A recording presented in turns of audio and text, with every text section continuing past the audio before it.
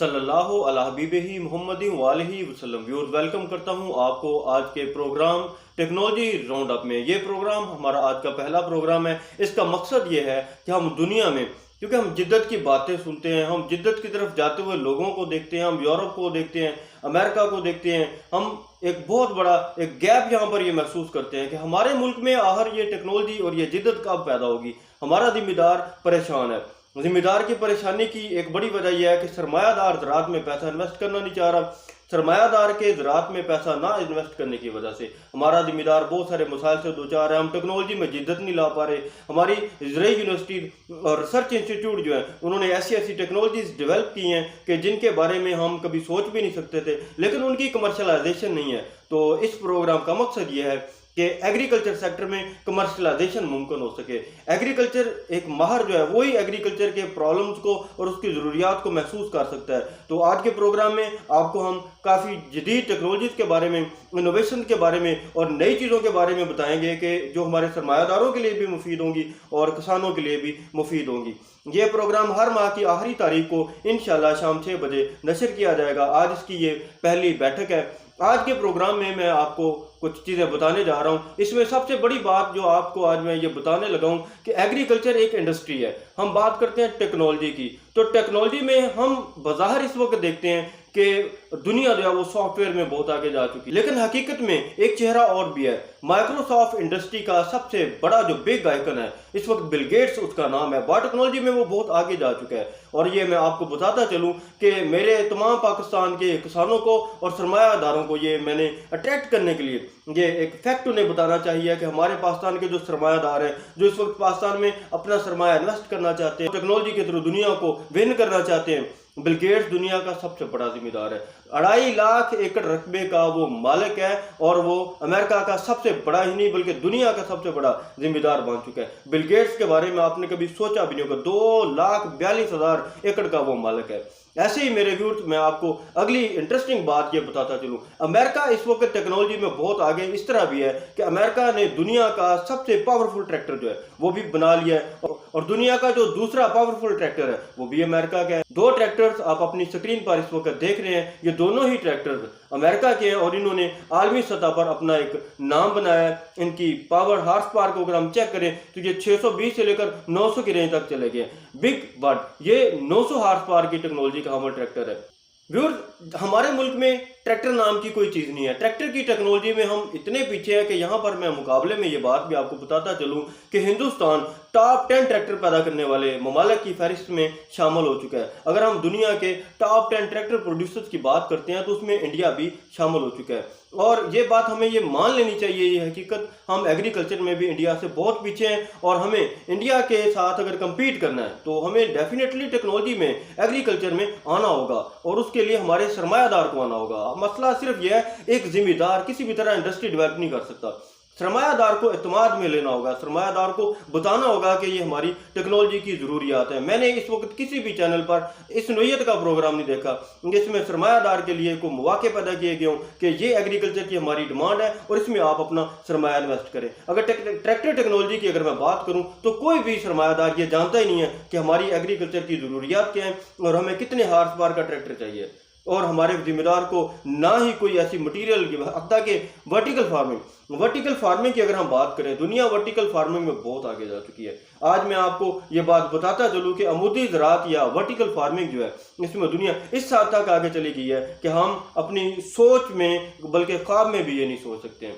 और डेनमार्क में रिसेंटली इसी साल दिसंबर में एक ऐसा फॉर्म ऑपरेटर हुआ है कि जो अपनी प्रोडक्शन में वर्ल्ड ओवर सक्सेसफुल एक सक्सेस स्टोरी के साथ डेवलप हुआ है। और ये अफ्रीका में और खलीजी ममालिक में भी वर्टिकल फार्मिंग पे तवज्जो दी जा रही है। दुनिया का सबसे जो इस वक्त बड़ा मसला है वो फूड सिक्योरिटी है और दुनिया इसको कैश करने के लिए हर तरह से हर टूल को यूटिलाइज कर रही है, हर तरह की मुमकिनात को जो है दुनिया इस्तेमाल में लाना चाह रही है। वर्टिकल फार्मिंग में एक बहुत बड़ी जो चीज़ हमारे लिए परेशान कौन भी होनी चाहिए और हैरान कौन भी है, हमने कभी इस मामले में सोचा ही नहीं है। हमारे सारे फिजिक्स के साइंसदान, केमिस्ट्री के साइंसदान वो इस चीज़ से वाकिफ़ हैं कि फोटोसिंथेसिस का जब अमल होता है, जब जैत लीफ का अमल होता है, पत्ते में खुराक बनती है तो उसमें सुर्ख और नीली रोशनी ये सबसे ज़्यादा इस्तेमाल होती है। बायोलॉजी के लोगों को भी इस बात का पता है, एग्रीकल्चर के लोगों को भी इसका बात का पता है। एक आम छोटे से सरमायादार को भी आज ये मैं बात बता दूं कि आप ब्लू और सुर्ख यानी नीली और सुर्ख एलईडी जो है, इनका एक दुनिया में बहुत बड़ा अरूज आने वाला है। आप इसमें पैसा इन्वेस्ट करें,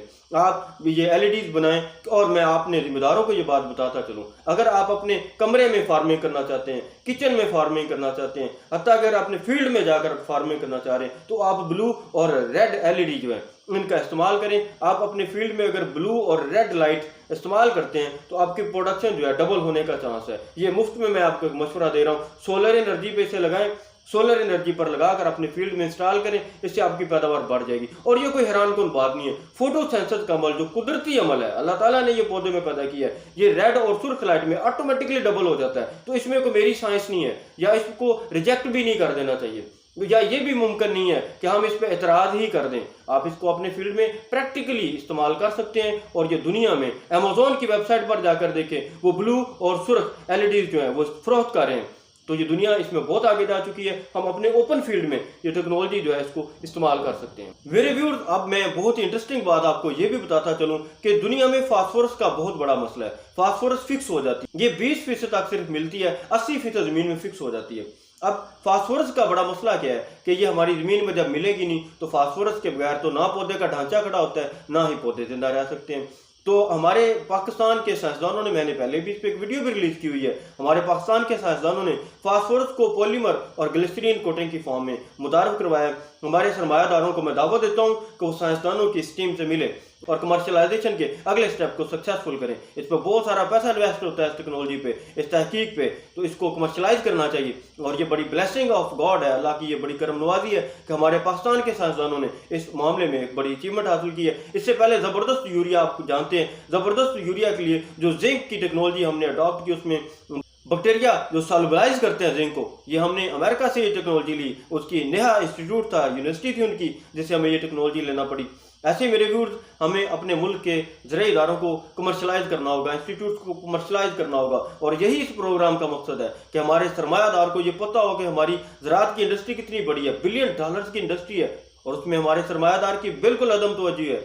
हुकूमत की तरफ से कोई प्लेटफॉर्म भी ऐसा मौजूद नहीं है कि हमारा सरमायादार हमारे जिम्मेदारों के साथ मिलकर उनकी ज़रूरियात को मद्देनजर रखते हुए, किसी जिम्मेदार को पता ही नहीं है हमें कितने ट्रैक्टर हर साल चाहिए, किसी जिम्मेदार को पता ही नहीं है हमें कितनी रेड और ब्लू एलईडीज चाहिए। तो मैं सरमायादारों को दावत देता हूँ, आप रेड और ब्लू एलईडीज की प्रोडक्शन स्टार्ट करें ओपन फील्ड में, हाइड्रोपोनिक्स में, आपके किचन गार्डनिंग में, आपके इंडोर फार्मिंग में इसकी बड़ी ज़रूरत है। और आने वाले दौर में पाकिस्तान में ना भी हो तो पूरी दुनिया में इसकी डिमांड बढ़ती जा रही है। तो आप इसमें इन्वेस्ट करें, एक्सपोर्ट बढ़ेगी आपकी इससे मुल्क में। निमाटोड की अगर मैं बात करूं तो ये बहुत बड़ा मसला है। निमाटोड हमारी ज़राअत को, हमारे बागात को मुकम्मल तौर पर तबाह कर रहे हैं, इसका हमारे पास कोई कंट्रोल ही नहीं है। तो निमाटोड के लिए 2 हयातियाती कंट्रोल जो है वो दरियाफ्त हो चुके हैं, कमर्शलाइज हो चुके हैं, इनकी वगैरह प्रोडक्शन हो रही है। और निमाटोड के बारे में मैं इसलिए आज की इस राउंड अप में ये बताना चाहता हूँ कि निमाटोड हमारे सिट्रस के बागात को ख़ास तौर पर, और हमारी कपास की फसल को, हमारी गन्ने की फसल को बड़ी बुरी तरह मुतासर करते हैं। और दूसरे बागात जो कि लंबे दुरानिये की उम्र के हैं, सालाना पेरेनियल हैं, उनको भी बड़ी बुरी तरह मुतासर करते हैं। तो इस मामले में हमें एक बहुत ज़्यादा फिक्रमंदी के साथ सोचना होगा। और मैंने ये चाहा कि मैं अपने किसानों को ये बता सकूं कि निमाटोड हो या पेस्टिसाइड हो या फंगस के मामला हो, इन सब के हयातियाती कंट्रोल है। हमारे अगले राउंड अप में इसी मामले में लोगों को आगाही फराहम की जाएगी। मैं अपने जिम्मेदार भाइयों को अपने अगले प्रोग्राम में इसी हयातियाती कंट्रोल के बारे में आगाही फराहम करूँगा। और पाकिस्तान में मौजूद जितने भी हयातियाती कंट्रोल के लिए ऑप्शन मौजूद हैं, मैं इनके बारे में अपने जिम्मेदार दोस्तों को आगाह करूँगा।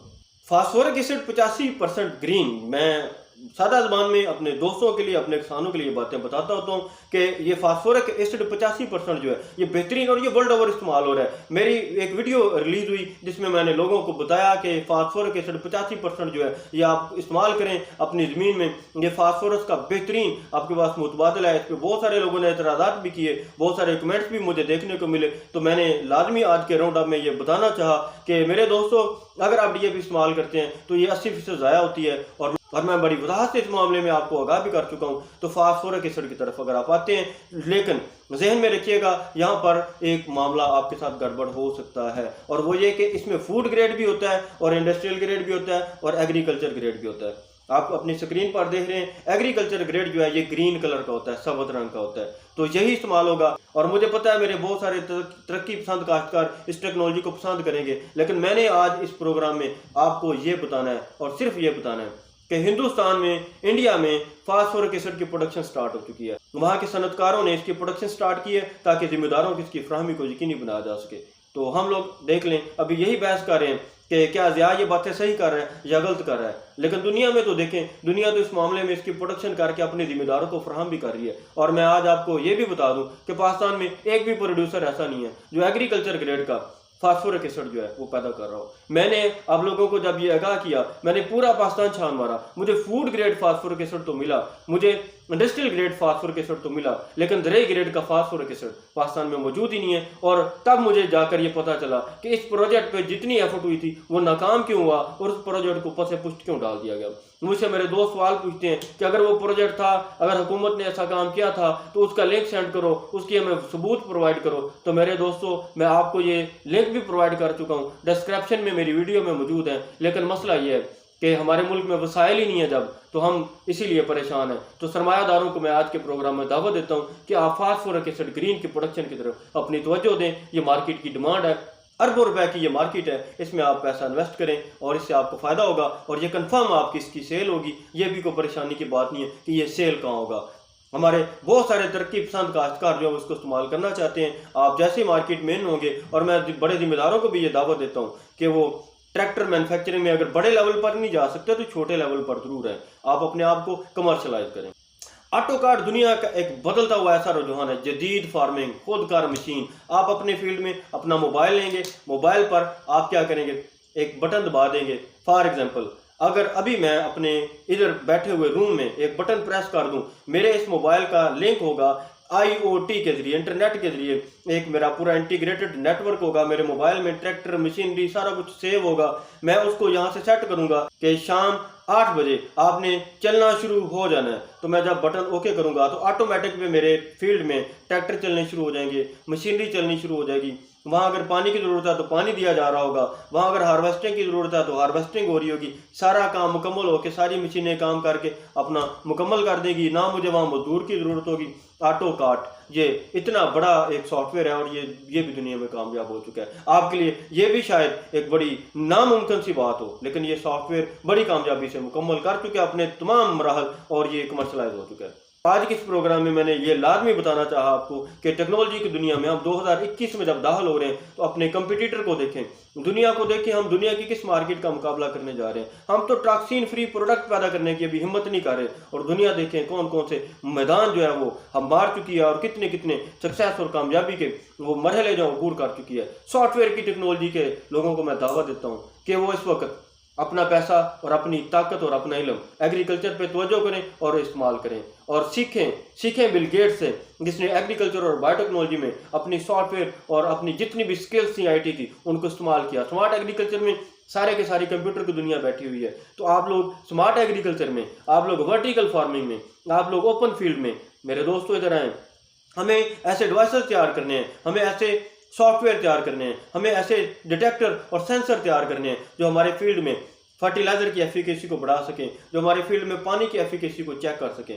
तो मेरे दोस्तों, मैं आज के प्रोग्राम में आपको ये डिफरेंट टेक्नोलॉजीज़ के बारे में, दुनिया की जोहात के बारे में और जिद्दत के बारे में बताते बताते बस आखिर में एक रिक्वेस्ट करना चाहता हूँ कि अगर हमें पाकिस्तान को आगे लेके जाना है तो हमारे 2 मसाइल हैं, हमें उनको समझना होगा और हल करना होगा। एक मसला क्या है कि हमारे सरमायादार और हमारे जिम्मेदार के दरमियान कोई लिंक नहीं है, और इंशाल्लाह बहुत जल्द एग्रो कंसल्टेंट ज़िया आपको ये प्लेटफॉर्म प्रोवाइड करने जा रहा है। आप मेरे साथ रहिएगा, मुझे दुआओं में याद रखिएगा, मुझे दुआ दे दिया करें, अल्लाह ताला आपका हामी और नासर हो। मैं इंशाल्लाह आप दोस्तों के साथ हर लम्हा बलम्हा चलूँगा, और मैं आपको आज के प्रोग्राम में, आज के पहले प्रोग्राम में ये भी बता दूँ कि हम बहुत जल्द पाकिस्तान में एक कमर्शलाइज्ड फार्मिंग, एक कमर्शियल फार्मिंग की, इनोवेटिव फार्मिंग की एक ऐसी बुनियाद उस्तवार करने जा रहे हैं। हम फार्मर्स की रजिस्ट्रेशन करेंगे, आपसे एक मुनासिब, एक मखसूस थोड़ी सी फीस लेंगे, रजिस्ट्रेशन फीस होगी वो, क्योंकि हम अपने दोस्तों को एक मुस्तकिल कमर्शियल फार्मिंग की एक नई सनफ में और एक नई जिद्दत में लेकर जाना चाह रहे हैं। मैं आपको इसमें खुश आमदीद करता हूँ।